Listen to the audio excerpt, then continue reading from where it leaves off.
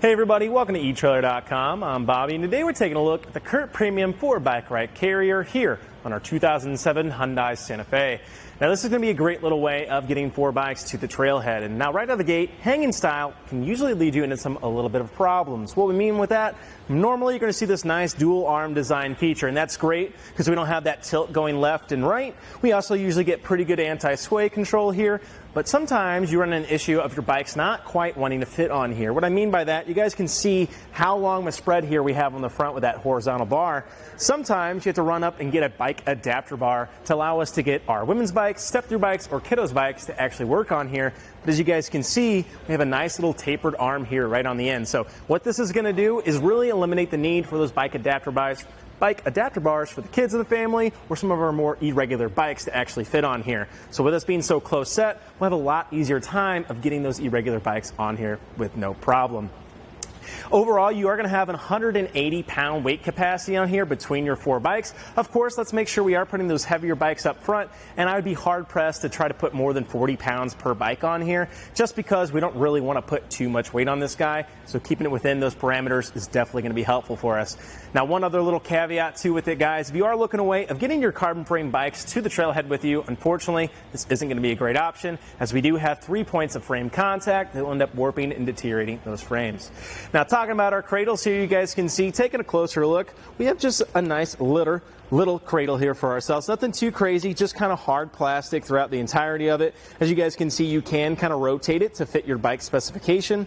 And with that too, it does have just a built-in anti-sway cradle. So as you guys can maybe see here in the middle, we're doing a good job of holding on to our bike and the bottom here. We kind of mentioned that with hanging styles, you have that sway, and especially as you get 4 bikes up on here, it's really going to start adding up. So these guys are going to do a great job of really reducing that sway. Now you're not going to eliminate it 100%, but what you're going to do is prevent it from oscillating too much and banging into the bikes more and more, which is going to hopefully prevent damage. But B, it's going to bring it right back in line to hopefully get it in a nice resting position for ourselves.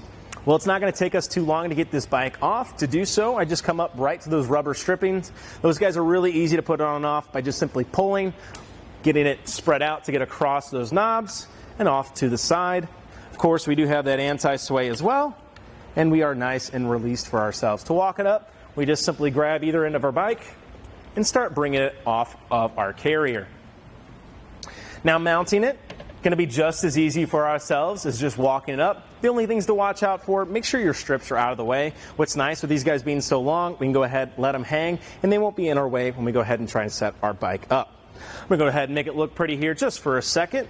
We'll go ahead and start looking at some dimensions.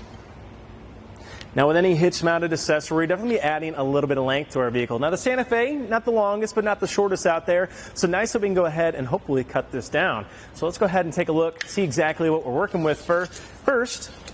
From the rear of our bumper to the very end of our carrier is going to be putting us right over 34 inches. So about 34 1/4 inches there to the end of our carrier.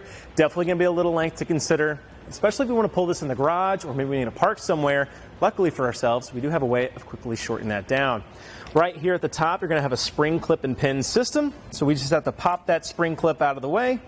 Supporting our mast can help take off some of that pressure on that pin. We can go ahead and bring it out. Of course, you got a nice little safety cable here to hold on to it just in case we drop it. And we go ahead and bring our arms and reinsert our pin. Just like so.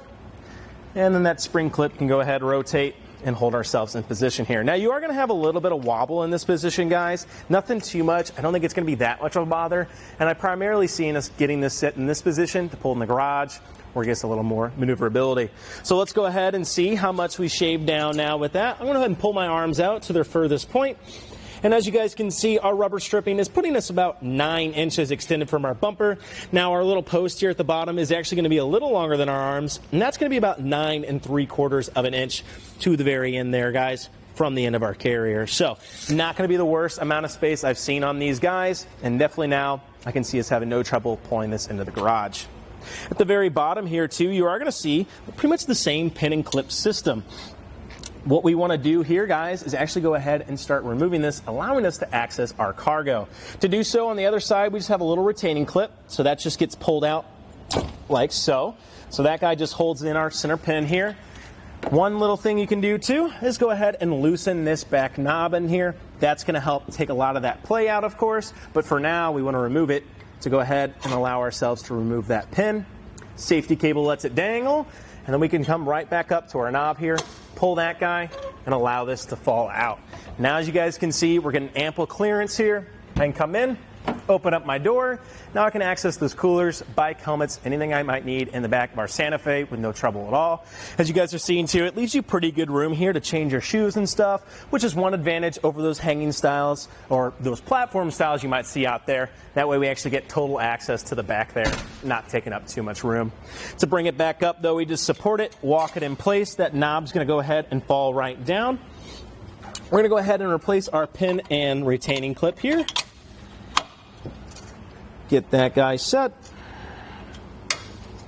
And then, of course, remember to go ahead and start tightening up this back knob here. It's really going to help us bring all of this in line. As you guys can see, it's going to have a little play without it. And as we bring this in, it's really going to help reduce that, which is great for our bikes, of course, and just our overall feel as we drive. So you can see, did a good job of removing a lot of that play. Moving our way to the inside, though, you guys can see we do have a 2-inch shank here today, allowing us to utilize our 2-inch receiver.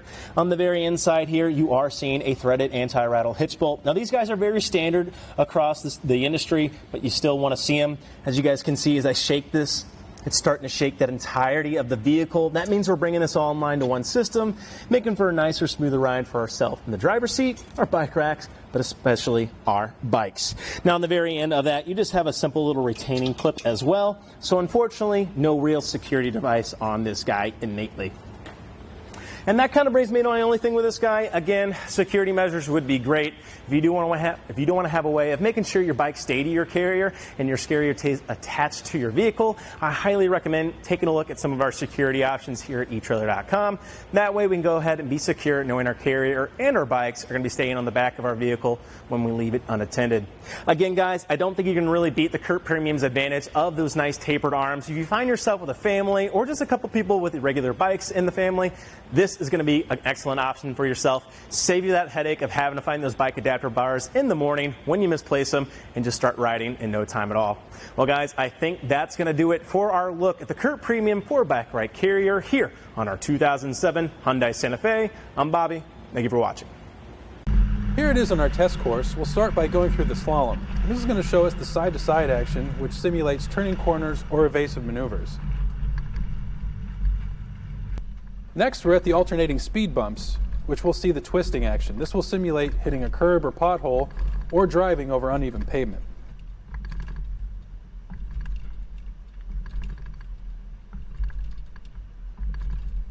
Finally, we have the full speed bumps, where we'll see the up and down action, which is just like driving out of a parking lot, garage, or driveway.